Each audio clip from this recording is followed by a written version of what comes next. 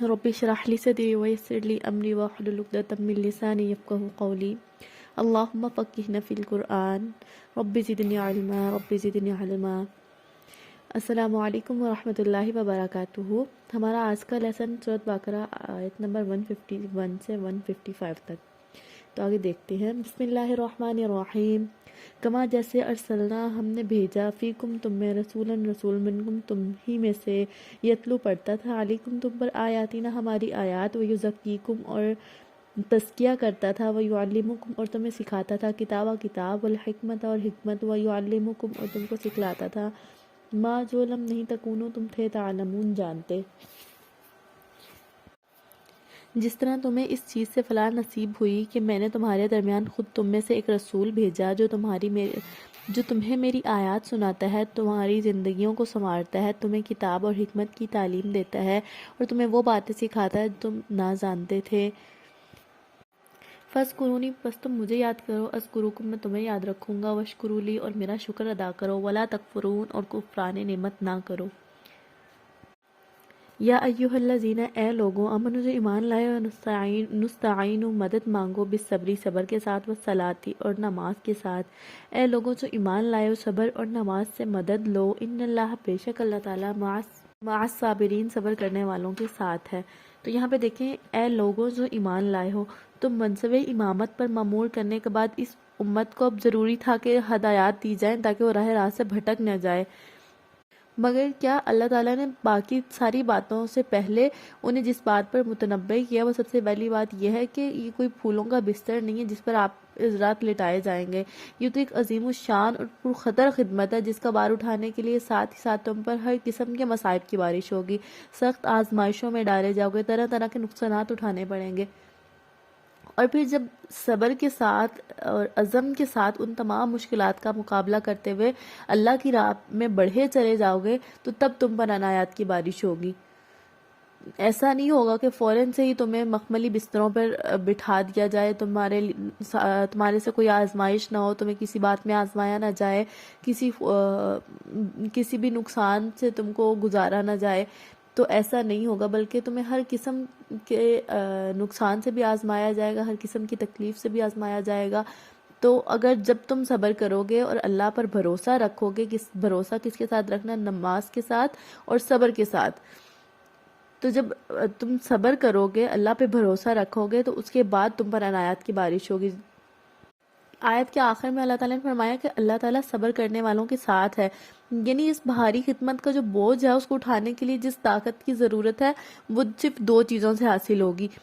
پہلی بات کہ صبر کی صرف اپنے اندر پرورش کرو اس کی، دوسری بات یہ ہے کہ نماز کے عمل سے اپنے آپ کو اتنا مضبوط کرو کہ آگے چل کر جو مختلف مقامات آئیں گے آزمائشوں کے، اس پر تم ثابت قدم رہ سکو۔ تو ہم یہاں دیکھیں گے صبر اور نماز ہمیں دو الگ چیزیں لگ رہی ہیں کہ اس سے کیسے مدد لی جا سکتی ہے۔ تو حقیقت میں اگر ہم غور کریں نا، تو جو صبر ہے وہ ایک اخلاقی اوصاف، ایسا اہم ترین اخلاقی اوصاف ہے جو ہر ایک کامیابی کی چابی ہے،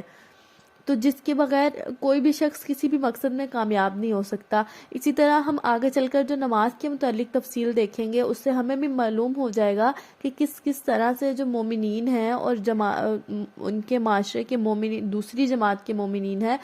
تو اس کو نماز جو ہے کس طرح تیار کر دیتی ہے بڑے کام کے لیے۔ ولا اور نہ تقولو تم کہو لمن یقتلو جو مارا جائے، فی سبیل اللہ اللہ کی راہ میں، اموات مردہ، اور جو لوگ اللہ کی راہ میں مارے جائیں انہیں مردہ نہ کہو، ایسے لوگ تو حقیقت میں زندہ ہیں، بلکہ احیاء زندہ ہیں، لیکن لا تشعرون تم اس چیز کا شعور نہیں ہوتا۔ اور جو لوگ اللہ کی راہ میں مارے جائیں انہیں مردہ نہ کہو، ایسے لوگ تو حقیقت میں زندہ ہیں مگر تمہیں ان کی زندگی کا شعور نہیں ہوتا۔ تو یہ موت کا لفظ اور اس کا تصور انسان کے ذہن پر نا ایک ہمت شکن اثر ڈالتا ہے کہ جیسے ایک ہمت ٹوٹ جاتی ہے، انسان مایوس سا محسوس کرتا ہے موت کا نام سن کے۔ تو اس لیے اس بات سے منع فرمایا گیا ہے کہ اللہ کی راہ میں جو شہید ہو جاتے ہیں ان کو مردہ نہ کہا جائے، کیونکہ اس سے جماعت کے جو دوسرے لوگ ہیں ان کے اندر جہاد کا جو جذبہ ہے وہ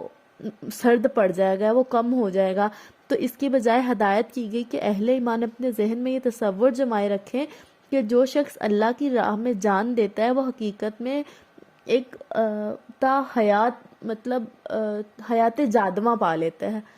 تو یہ تصور یہ جو تصور ہے، اس سے پھر جو شجاعت کی روح ہے، بہادری کی روح ہے، وہ بھی تازہ رہتی ہے، اور دوسری طرح سے ان کا مرتبہ اور جو ان کا اعزاز ہے شہداء کا، وہ بھی بڑھ جاتا ہے. وَلَنَبْلُوَنَّكُمْ، ہم تمہیں آزمائیں گے، بِشَيْءٍ ہر من الخوفی خوف سے، والجوعی اور بھوک سے، ونقص اور کمی کر کے، من الاموالی مال میں، والانفسی جان و مال میں، والثمراتی اور پھلوں میں، وبشر الصابرین اور خوشخبری ہے صبر کرنے والوں کے لیے. اور ہم ضرور تمہیں خوف و خطر، فاقہ کشی، جان و مال کے نقصانات اور آمدنیوں کے گھاٹے میں مبتلا کر کے تمہاری آزمائش کریں گے. ان حالات میں جو لوگ صبر کریں ان کے لیے خوشخبری ہے. تو دیکھیں اللہ تعالیٰ ہمیں پہلے سے بتا رہے ہیں کہ اپنے آپ کو اس چیز کے لیے تیار کر لو کہ اللہ کے راستے پہ جو نکلتا ہے اس کے راستے میں بہت ساری آزمائشیں بھی آتی ہیں. اس کو ہر قسم کے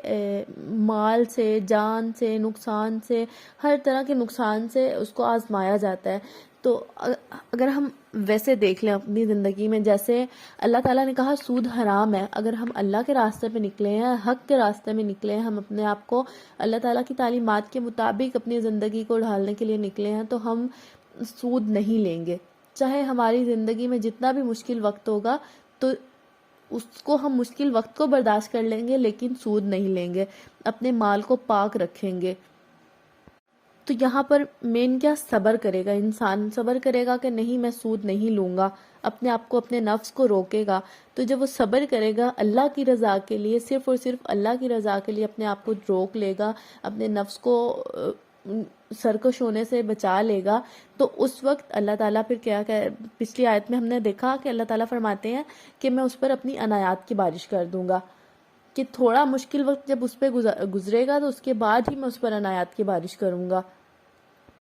تو آزمائش جو ہے وہ مومن کی ہی ہوتی ہے. تو آزمائش اور عذاب میں ہم فرق دیکھ لیتے ہیں. آزمائش میں فرق یہ ہے کہ جب بھی ہم پر کوئی مصیبت آتی ہے، جیسے کسی کا